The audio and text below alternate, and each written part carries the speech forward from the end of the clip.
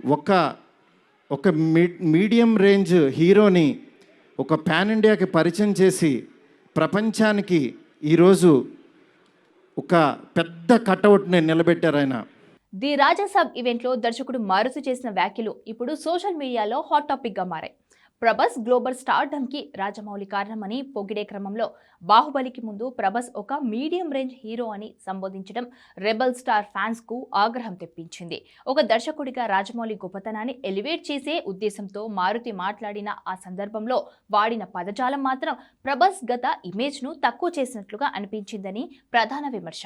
వాస్తవానికి మారుతి ఉద్దేశం ప్రభాస్ను తక్కువ చేయడం కాకపోవచ్చు.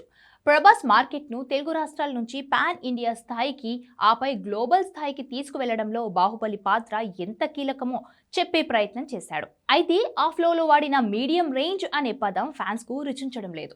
ప్రభాస్కు బాహుబలికి ముందే ఉన్న స్టార్ ఇమేజ్ని మారుతి విస్మరించాడని, ఇది ముమ్మాటికి అగౌరవపరచడమేని అభిమానులు సోషల్ మీడియాలో మండిపడుతున్నారు.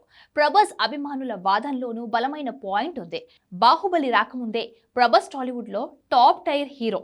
వర్షం, ఛత్రపతి, డార్లింగ్, మిర్చి వంటి సినిమాలతో అప్పటికి ఆయనకు మాస్ అండ్ క్లాస్ ఆడియన్స్లో విపరీతమైన ఫాలోయింగ్ ఉంది.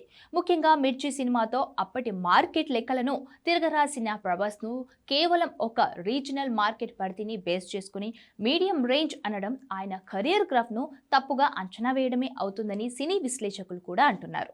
మరొక వైపు ఈ వివాదాన్ని కొంతమంది ప్రాక్టికల్గా విశ్లేషిస్తున్నారు.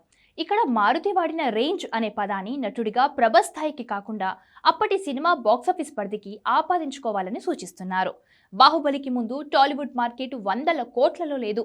రాజమౌళి ఆ బ్యారియర్స్ బ్రేక్ చేసి ప్రభాస్ కట్అవుట్ను వాడుకొని తెలుగు సినిమా రేంజ్ పెంచారన్నది వాస్తవం. మారుతి బహుశా ఆ మార్కెట్ ఎక్స్పాన్షన్ గురించే మాట్లాడి ఉంటారని కొందరు అభిప్రాయం. ఏదేమైనా ఈ ఒక్క కమెంట్ ఇప్పుడు ది రాజాసాబ్ సినిమాపై అంచనాలతో పాటు దర్శకుడిపై బాధ్యతను కూడా పెంచేసింది.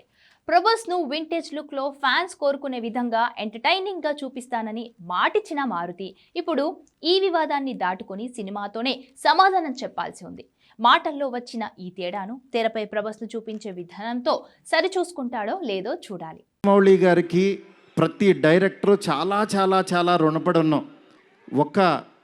ఒక మీడియం రేంజ్ హీరోని ఒక పాన్ ఇండియాకి పరిచయం చేసి ప్రపంచానికి ఈరోజు ఒక పెద్ద కటౌట్ని నిలబెట్టారు ఆయన.